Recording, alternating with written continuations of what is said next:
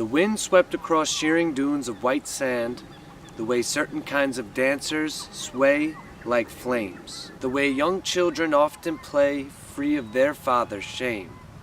It filled his lungs with the fire of his innocence, and the longer he inhaled, the larger he grew. No sooner had he rivaled mountains did he hear the cries of his former self. This being bound in chains spoke thus: "Be wary, Apricus. Many great men have had their heads over hills, and their fates deliver them to the stake.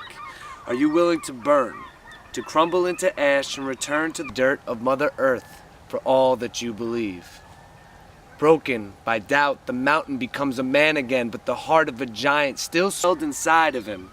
It raged against his fragile frame like a violent slave until it grew weary of its own restless thunder.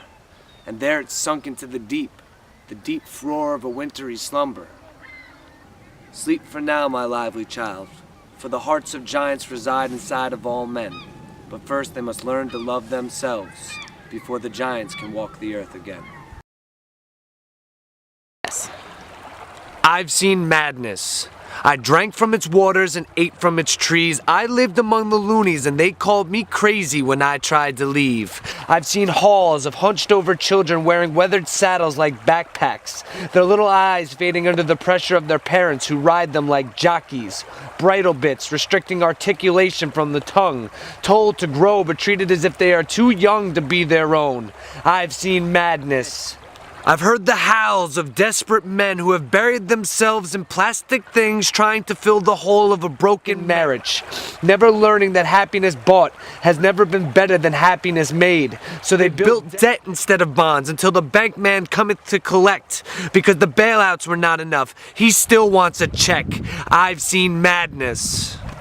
I've seen a generation ready for rebellion. I've heard them hum tunes of freedom and whisper real words of revolution, but they have bought into a false rebellion, believing alcohol, money, and designer drugs to be images of individuality when they are really just substances of control.